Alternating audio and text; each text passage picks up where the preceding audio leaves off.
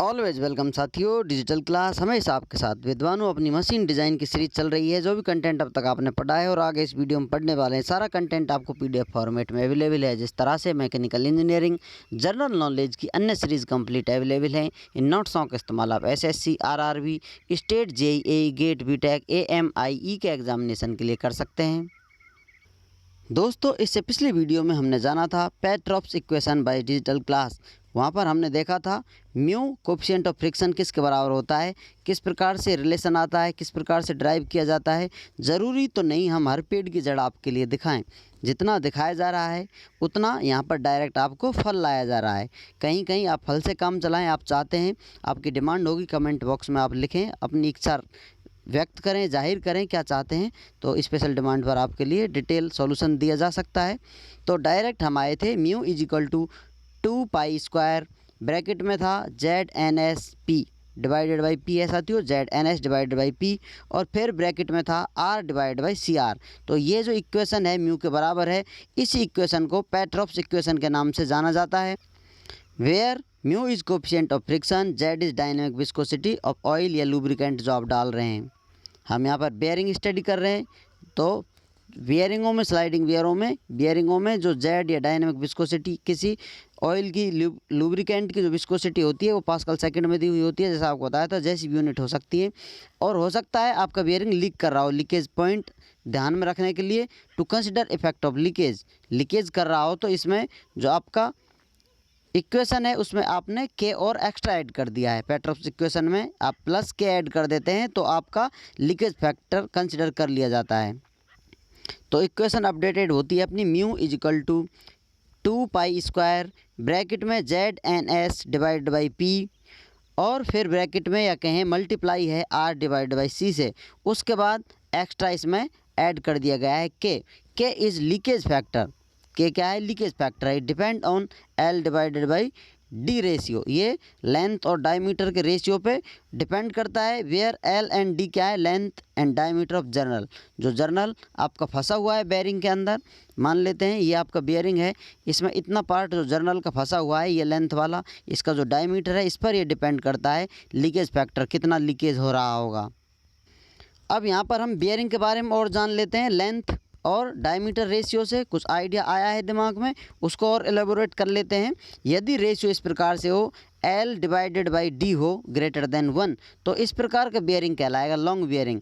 जैसा कि हम देखते हैं जर्नल वाला पार्ट है, ये इस प्रकार से इसका डायमीटर है, और ये पार्ट जर्नल का जो बेयरिंग अंदर फंसा हुआ है ये पार्ट है।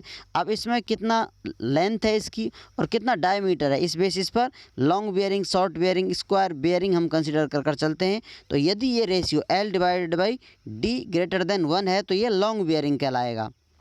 और यदि यही ratio L divided by D होता है इज इक्वल टू 1, तो इस प्रकार के बेयरिंग को हम स्क्वायर बेयरिंग कहेंगे। जैसा कि हम जानते हैं, मान लेते हैं इतना आपका जर्नल का लेंथ है, इतनी इसका डायमीटर हो जाता है।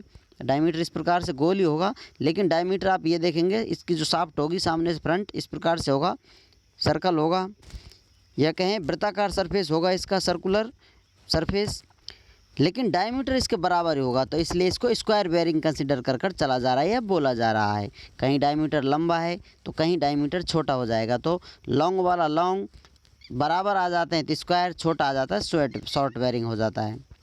तो इसी क्रम में L divided by D is equal to 1 square है, तो L divided by D is less than 1 short bearing हो रहा है। यहाँ आप इसे देख सकते हैं, L divided by D is greater than 1, या आप चाहें तो D को इधर लेकर आएँ तो यहाँ पर आपको क्या नज़र आ रहा है? लेंथ ज़्यादा है डायमीटर से, length is greater than diameter, तो लॉन्ग बेयरिंग। तो इसी प्रकार आप यहाँ देखें दोनों बराबर हैं और यहाँ डायमीटर बड़ा है लेंथ से, तो शॉर्ट बेयरिंग बन गया है।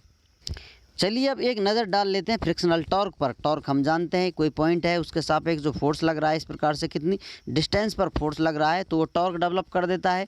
तो अब इसी टॉर्क के बारे में जान रहे हैं।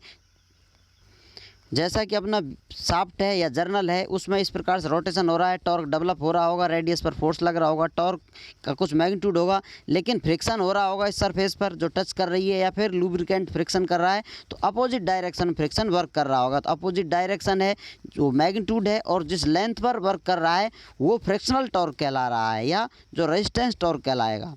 तो टोटल टॉर्क था, उसमें से लॉस इन टॉर्क होता है किसके बराबर, फ्रिक्शनल टॉर्क के बराबर, क्योंकि जो लॉस हो रहा है फ्रिक्शन की वजह से हो रहा है, तो लॉस हो गया है टोटल टॉर्क में। मान लेते हैं 100 न्यूटन मीटर टॉर्क था, तो फ्रिक्शन की वजह से 20 न्यूटन मीटर लॉस हो गया, तो 80 न्यूटन मीटर आपका टॉर्क बचता है। तो उसी की बात हो रही है, लॉस हो गई है, लॉस हुआ है वो किसकी वजह से हो रहा है, फ्रिक्शन से, तो वही टॉर्क फ्रिक्शनल टॉर्क कहला रहा है। इसे हम TF से एक्सप्रेस कर सकते हैं, और वो किसके बराबर होगा, जैसा कि हम जानते हैं नॉर्मल फोर्स लगता है किसी सरफेस पर, नॉर्मल फोर्स लगेगा इस प्रकार से, तो वो किसके बराबर होता है, फ्रिक्शन किसके बराबर होगा, म्यू W के बराबर। मान लेते हैं यहाँ W फोर्स लग रहा है, ये अपना जर्नल है, W फोर्स लग रहा है, नीचे की तरफ लग रहा होगा सेंटर से। अब तो फ्रिक्शन कितना होगा, इसकी वजह से फ्रिक्शन होगा म्यू W के बराबर। ये पिछली वीडियो जो हमने डिटेल में जाना है किस प्रकार से फ्रिक्शन काम करता है, बियरिंग्स में डिटेल में पढ़ा था, क्लच स्टडी की थी हमने, वहाँ भी इसके बारे में डिटेल से जाना था। तो म्यू R, और ये इतना मैग्नीट्यूड है इसका फोर्स का, तो R रेडियस है, तो इस प्रकार से फ्रिक्शनल टॉर्क TF हो जाता है। तो आप कह सकते हैं TF = म्यू WR, इतना लॉस हो गया आपके टॉर्क में। और लॉसों के बारे में भी जानेंगे साथियों। उम्मीद करते हैं विद्वानों अब तक वीडियो में दी गई जानकारी आपको संतुष्ट कर पाई हो। यदि अभी भी आपका कोई कन्फ्यूज़न है तो आप हमसे कमेंट कर पूछ सकते हैं साथियों।